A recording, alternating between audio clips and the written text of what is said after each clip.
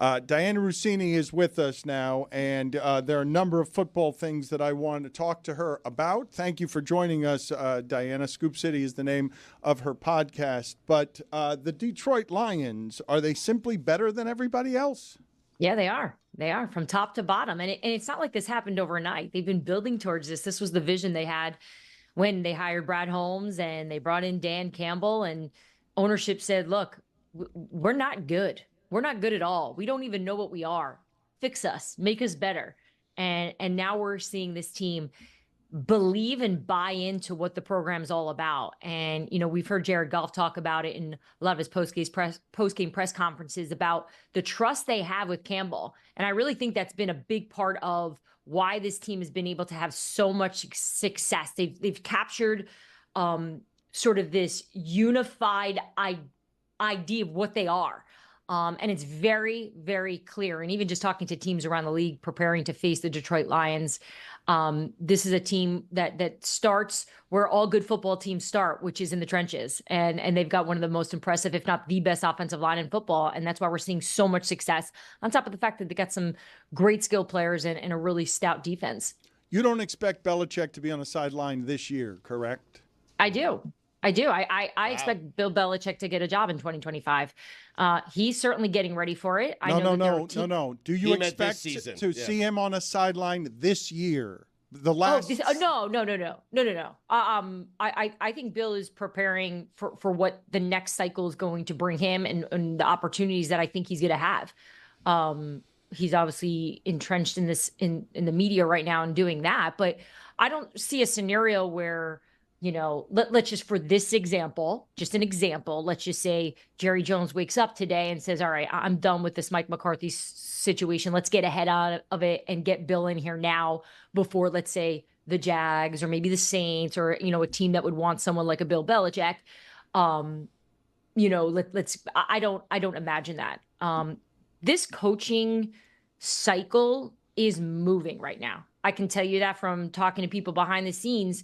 This is different than it's been in years past. Usually I've talked to you guys, you know, around Thanksgiving, right after Thanksgiving, early December, there's chit chat about it. There's talk. But there are definitely conversations being had around the league about what's next. And the top candidates appear to be Mike Vrabel, Bill Belichick, Aaron Glenn in Detroit, you know, Ben Johnson in Detroit. And those seem to be the names for right now. That's all going to change as we get through the next few weeks. But those seem to be the guys that teams have their eye on. How real do you think the Deion Sanders stuff to Dallas is? It's not real. Really? Just from the conversations I've had. I think Deion actually wants to stay in college. We'll start there. I know he's been public about that as well.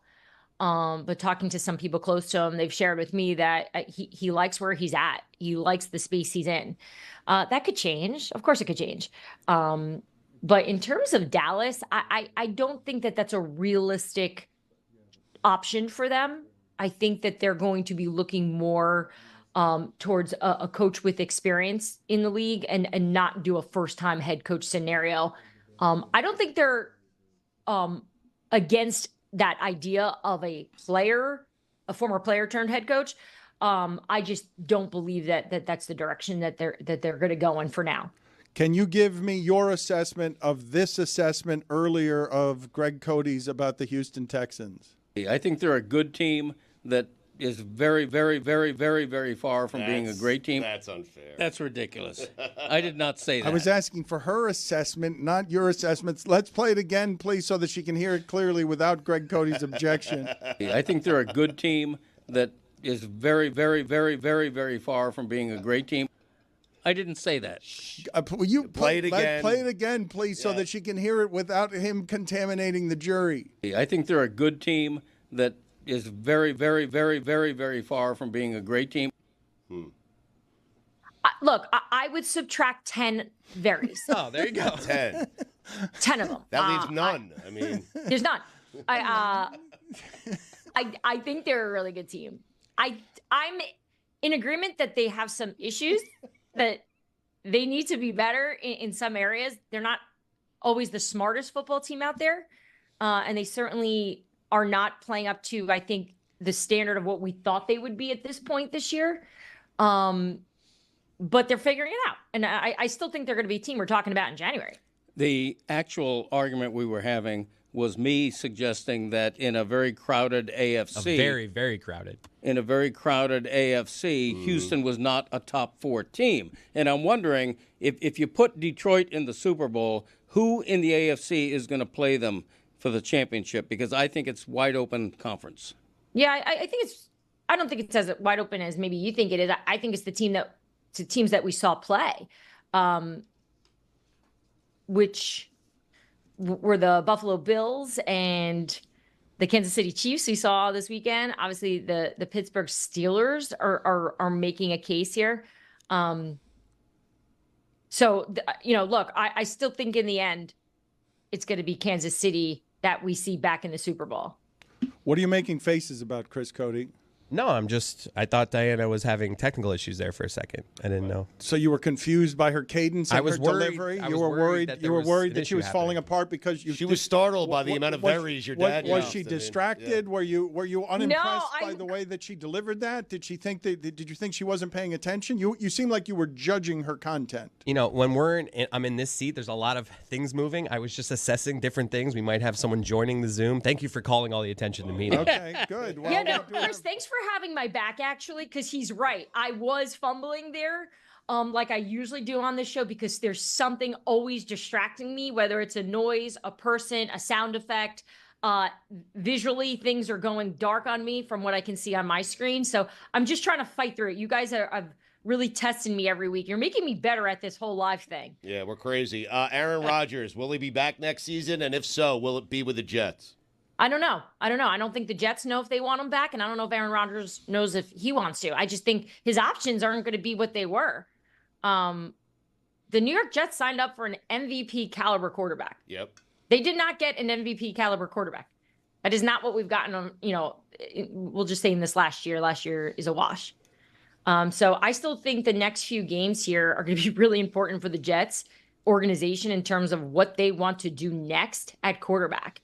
But I can tell you that I don't think it's a lock that these guys come back together next year. Does that make you like that answer, Stu? Do you want Aaron Rodgers back? I'm ready to move on. You are? Yeah, I am. Absolutely. Yeah, it's been a disappointment. The guy they wanted was the guy they thought they were getting, that, high-level great quarterback, was supposed to be last season, and he tore his Achilles 4 plays in, and now he's just a 40-year-old quarterback coming off an Achilles tear, and I've seen enough. I don't want him anymore. Okay, but do you think this is a scenario where, let's say he goes to the Vikings next year? They'll win the Super Bowl. Browns. Yeah, Super Bowl. And then you get exactly. You get the soupy. The Hammer. Many more of those to come. Why was I hammered? The Hammer. Friday morning, I guess. Every day of the week, actually, lately. Yeah. Can you tell me what the Chargers are? Because I feel like everyone here wants to question how good they are, and they've been the best defense in the sport. And if I give that quarterback the best defense in the sport, I feel like I've got a pretty good football team. Yeah, you give that head coach all of that as well. They're underrated. They are underrated. My co-host on Scoop City Chase, if he could do the whole show talking about the Chargers, I think he would. Just because the impact that Jim has had already on everyone and bringing out the best in Justin Herbert. He's kind of always just been in his shell. He's a little shy. He hasn't really leaned into all of what comes with being a franchise quarterback. And I think Jim has found a way to take all the shine and spotlight off the quarterback and put it on himself to allow that quarterback to get comfortable. And he's doing it with weapons that, with all due respect, these aren't top-notch, big-name receivers. He lost those guys last year. They're playing for different teams in Pittsburgh and in Chicago now. So the fact that they've been able in just a few months with Jim Harbaugh now taking control of the Chargers organization, the Chargers that used to charger, I think they're chargering less. I think they're maybe, changing the narrative of that organization. And it starts from the top and bringing him in. How many times this season alone has your husband fired Nick Sirianni? 17. What? We're still in. Here's how I see it. if we're not leading the conversation when we're discussing the Eagles with Nick, that means things are going well, right? Like that's kind of how it is. And right now we're not talking about him a lot in our house, which is good. And I think Sirianni's been doing a really good job too, even publicly. He's really toned it down. He's hiding his emotions. He looks in control. I still think he's on a short leash in terms of the Eagles wanting to see if he can take them to the Super Bowl. I think they are watching this. But he did it already. He's done it already. I know. And you look at his winning percentages, and he has like the highest in the last like 20 years for an Eagles team. Like you cannot argue the success Nick Sirianni has had, but it's just a situation where you think, all right, he's doing this with a championship caliber roster. Ownership knows that. The general manager knows that. Is this going to come down to a situation later on in December, January, where they're going to lose a game because of Nick? I don't know. And I don't think that's off the table. I think we've all thought of it, is this guy going to cost the Eagles? So for now, the vibes are high, though. Derrick Henry, Saquon, Joe Mixon last night. Are we seeing a running back renaissance that's going to continue in the NFL? Look, you look at Tony Pollard too. That's what I saw last night in terms. Tony Pollard wasn't out there, obviously. He used to play with the Cowboys, and now he's with the Titans, and he's one of the Titans' best players. I know we talk a lot about that Derrick Henry move that the Dallas Cowboys didn't make. Letting Tony Pollard go, to me, was, I think, the bigger issue that they have, because they could certainly use him now in the run game. I think running backs went out of style for a minute there because of the way they were getting paid. But now with the emergence of Saquon again playing the best football he's ever played since he's been a pro, Derrick Henry looking like he's 23, I think they've helped their market. I think this is going to be an offseason. When we're talking free agency here on this show, we're not going to be doing what we did a few years ago, which was, oh man, nobody wants to pay this guy. I think now teams know the run game. I want to see more of that impersonation. Who is that? What kind of what is happening with that person? Which general manager in football stands there like this? Like, I'm not paying him. I'm not doing that. Nobody's doing it. I don't understand. I'd like it more. I don't understand why you did it that way. I don't know these voices, because here, for me to live in the space I live in with dealing with people in this league, I have to imagine them as these like cartoon characters. They're not human beings, because if they're human beings, then I handle my business differently. So they're these characters. So that's what I just imagine Trent Baalke just doing this and making calls. It's like my way of not liking them, I guess. Keep them far away from me.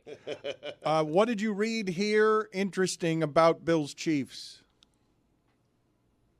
What did I learn about Bills Chiefs? Just anyone saying anything interesting. Yeah. There's a lot of coverage of Bills Chiefs, a lot of people making assessments of Josh Allen was better on this fourth down play, and then therefore I think this, and this. What were the things that were interesting to you about Bills Chiefs? Because Stugotz was doing something that a lot of people were doing after that game. The Chiefs are like, okay, you can have that one. We'll let you have one during the regular season. The Chiefs are laughing at him. We'll see you guys in the playoffs as if the Chiefs are that good this year, which they're not. I don't think they're as good. I don't think they're as good as the Bills this year. The Chiefs are winning on defense again and special teams, right? Their offense is not as good as they should be at this point. And it's funny, you look at the Bills and Josh Allen is doing what Patrick Mahomes was doing a few years ago when he didn't have any weapons, right? It's like they flip-flopped. And now Patrick's got choices and options and players to throw to. And Josh is making magic out of nothing and carrying this team on his own shoulders as we saw. So, yeah, I don't think the Chiefs are sitting there going, that's a gimme, just take it. We'll see you in the playoffs. I think the Bills are better than anyone expected, and they're riding this momentum. What do you make of what it is the Giants did with Daniel Jones? I don't think it was as easy as a decision as it probably appears. It had to happen. No one was shocked that they benched Daniel Jones. I know I talked to you guys last week and aggregators picked it all up and took my words of, hey, I know there's conversations being had right now about what they want to do. There is an option of maybe sticking with Daniel a few more weeks because I knew of the quarterback situations as the backups, perhaps maybe not being ready. But obviously they chose the smart business decision for the New York Giants, right? Which is to bench Daniel Jones, knowing that they've got this injury guarantee that they would have to deal with. And so, you know, the book is closed on Daniel Jones in New York, and we'll see if he'll be able to find another team and pull off a Baker Mayfield, Sam Darnold situation where maybe a different environment, a new place will be better for him. I think and now it's Tommy DeVito. I think you just said their backup. Tommy DeVito, baby. There it is. Sean Stellato is with us. Where? The agent for Tommy DeVito is with us. What did you think of her assessments that the backups weren't looking up to snuff? What is this woman talking about? Hey, she knows what she's talking about. I mean, everyone's entitled to their opinion, and she's been doing it a long time. But I guess we'll see. We're excited for the opportunity. And look, it's a parity-driven league, and you know, there's guys that are second and third stringers that sometimes they get an opportunity. The rest is history. But we're excited for that opportunity, and you know, the goal is to win football games and be employed there for a long time. I believe that you were just gentle with her because the Italians stick together. I believe is what's happening. Couple of there. Italians cutting it up. We do. I am a girl dad, and you're right. The Italians do stick together. We stick together. I have never met Sean, guys. Full disclosure, I've never even reached out to him, which is bad business by me as a journalist covering this league. He's a top dog in this game as an agent. I think I have a problem with Sean because I've dated like 65 Seans. In my life, and he just like looking at him right now, I'm feeling all these different emotions. This is Sean is home to me. That's what it is. Sean is home. So Dianna, the fact that you guys are bringing us together, it's the thing where it's like the guy you dated, but he also reminds you of all your cousins, right? Correct. Which is very awkward and weird, but at the same time, I can't help but root for him. And I just, Sean, I love everything you're doing. I love everything you're about. And I love how much you just lean into all of it. Thank you so much. I appreciate those kind words. You know, I was named after Sean Connery, so my mother loves Sean Connery, which is kind of cool. But grandparents are from Calabria, Italy, which Di Dove say, where's your family from? My family's from Sicily, but they will tell you we're just from the Bronx. That's what they say. Yeah. So Italy doesn't really matter to them. Little Italy matters to them. Yes, Little Italy's a beautiful place. I'm actually going to be lighting the tree down Little Italy, Boston next Monday. I'm excited about. Wow. Of course you are. Congratulations, by the way, on getting inducted in the Italian Sports Hall of Fame. I don't know how one gets into that, but if you could maybe call someone, I would love to have some achievement in my life because I've been taking a lot of L's lately. And I want to add something to my Twitter bio that seems interesting because I've got nothing going on right now, Sean. Well, I got a guy I think you could call. You might need an agent. Sounds good. Selling himself. I think I want to fire my agent right now and hire Sean. How does this one work? What is the answer to her question when she asks, how do you get in there? Because she made it sound like it was the Soho House where you got to get somebody to nominate you in order to get in. How does this... I think there definitely a nomination process, but I mean, this organization's been the Hall since 1977. You know, some of the greats that are enshrined there in Montana and DiMaggio and Joe Montana, who else? Dan Marino, Rocky Marciano. So I know there's some very reputable female, inductees as well.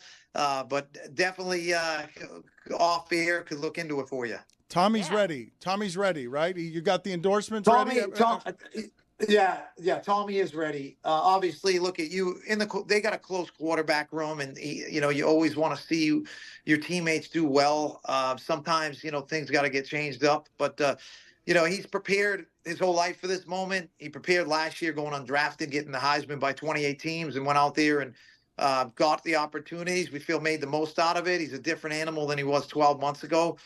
He's really put a big premium on the offseason and continuing to develop, and he loves his coach, he loves his teammates, he loves his fans, and excited for Sunday. Weather's going to be great, and we're very fortunate for this opportunity. So what kind of animal is he now? What kind of animal was he? What kind of animal is he now? Last year he was what kind of animal? Last year he was kind of, I would say, he was a unique animal in terms of, the cutlet thing. Now I think he's just a better version of the cutlet. Wow. He's a stallion. Somebody Sean. plus. He's a stallion now. That's what he is. Yeah, you took the words out of my mouth. Yeah. I literally just handed out about 500 boxes of turkeys to the needy out in Jersey, and so I apologize about the attire. I know you probably want to see a better drip, but no, it's a good drip. No, it's a good drip. I wasn't expecting you in a suit. Yeah, no suit today. I wore a suit last night on a meeting. I got to wear a suit in a few hours, so it feels good to be in a little leisure wear. Good to see you, Sean. Good to see you, Dianna. Thank you for being on with us. As Stugotz said, a couple of Italians cutting it up. Thank you. Sean, get her in the Hall of Fame. Let's go. Okay. Without a doubt, Dianna. I look her forward to into a club. connecting offline. All right. Continued success. If you're there Sunday, definitely say hello. And Stugotz, I appreciate the love, and you guys be well. If I don't talk to you, have a very, very happy Thanksgiving. All right. That's you nice, too, Sean. man. Thank you so much. It'll be very difficult to spot you at the stadium, but I'll find a way to get to you. You know what? I was asked that funny. I want to share this real quick. I was at the Bills game, and my client got me a parking pass, and the guy's like, "How did you get back there?" I said, "Well, they dropped me through a helicopter, and I landed in my car." And he looked at me like I had 5 heads. He's like, "Really?" I was like, "No." Anyway, ciao, guys. Be well. God bless. Ciao.